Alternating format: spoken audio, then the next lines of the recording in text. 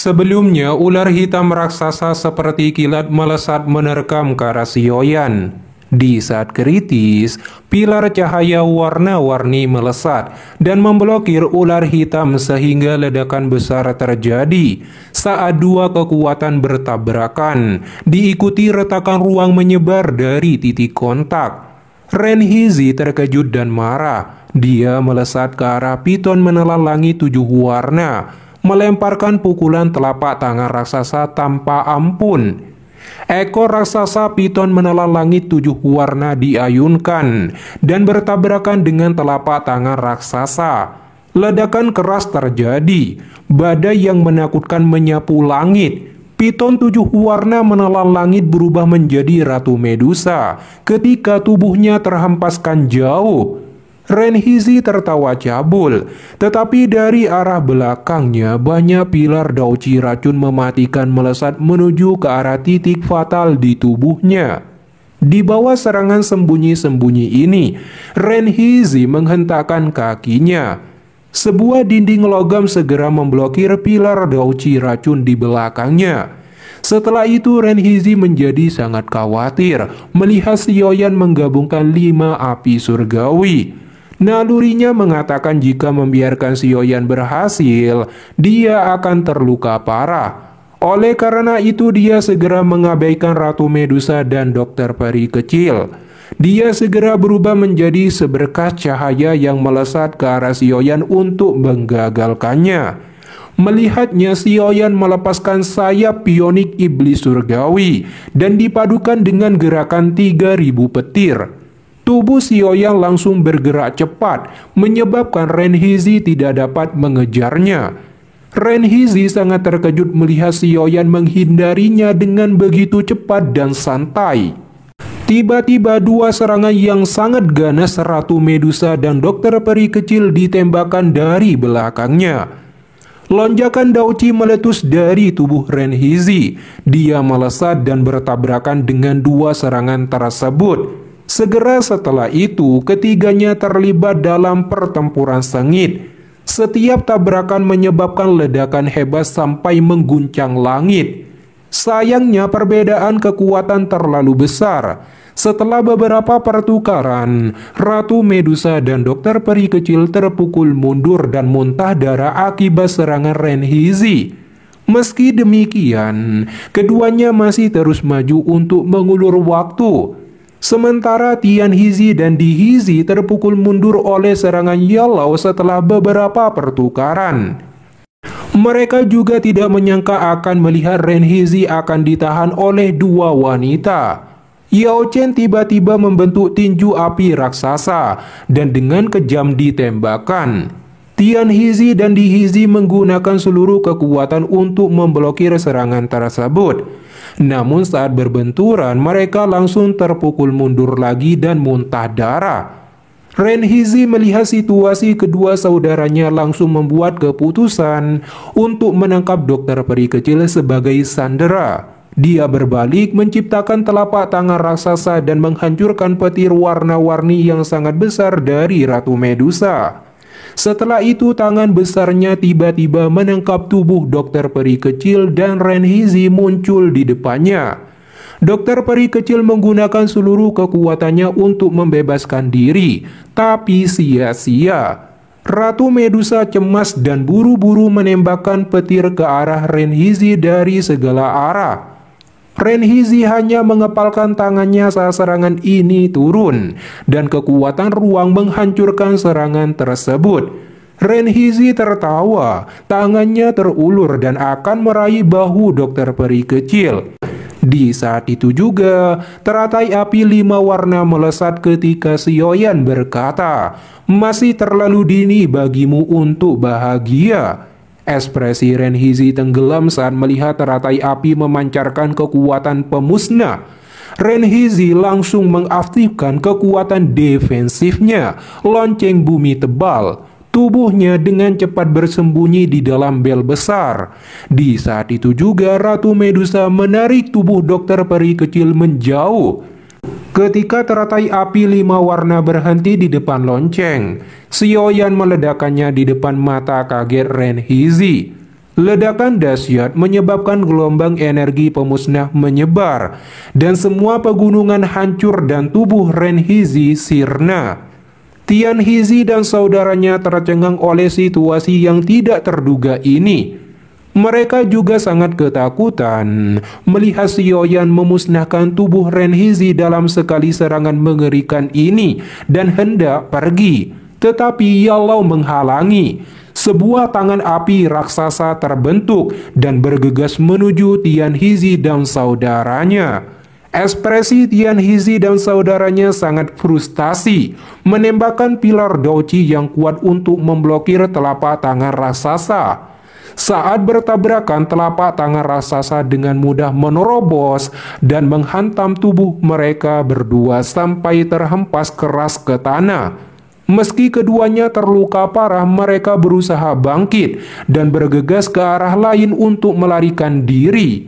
Yalao berteleportasi dan muncul kembali di depan Dihizi, lalu mengekang tubuhnya. Dihizi ingin meledakkan dirinya, berharap mati bersama Yalao. Tetapi telapak tangan Yalao secepat kilat menabrak dada Dihizi.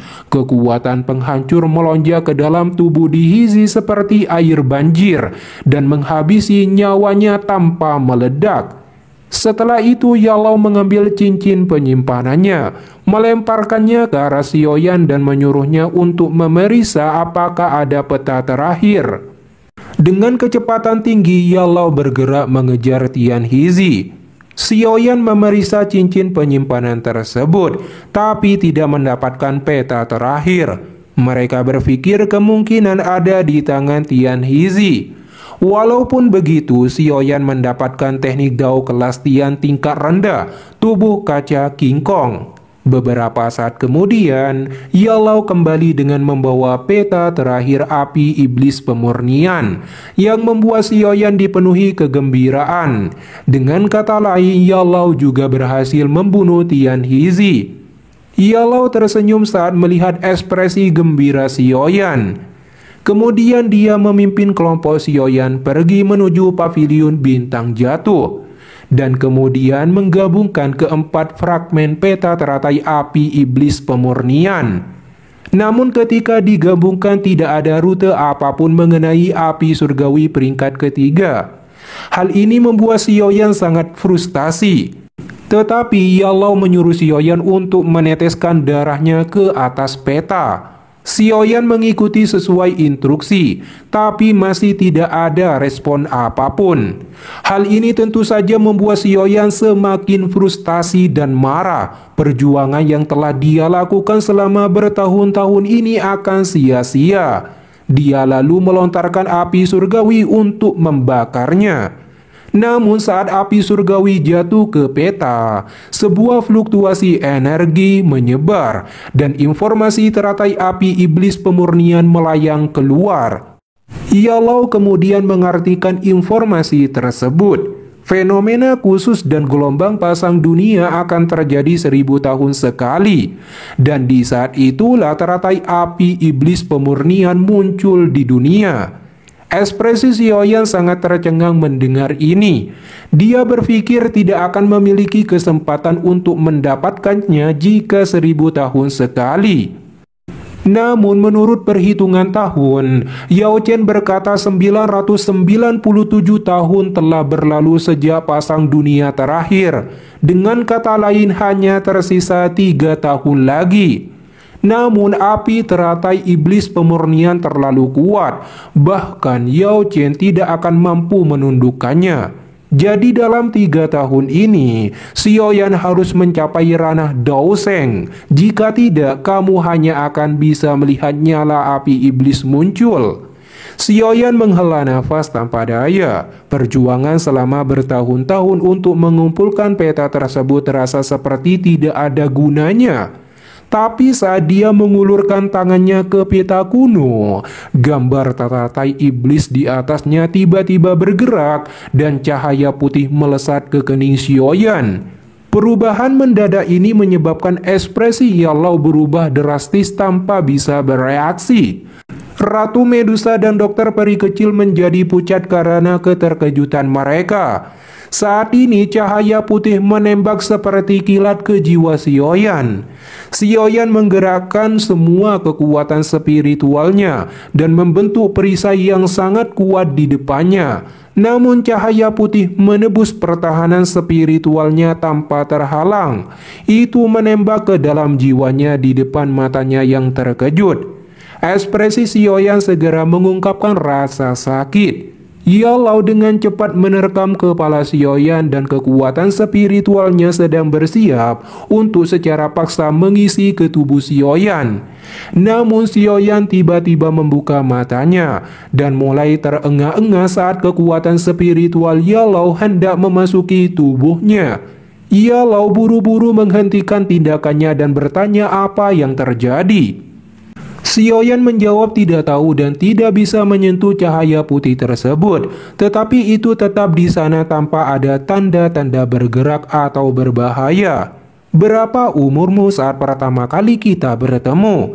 Yalau tiba-tiba bertanya.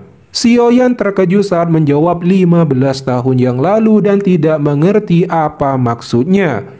Yalau menghela nafas lega setelah mendengar jawaban Sioyan.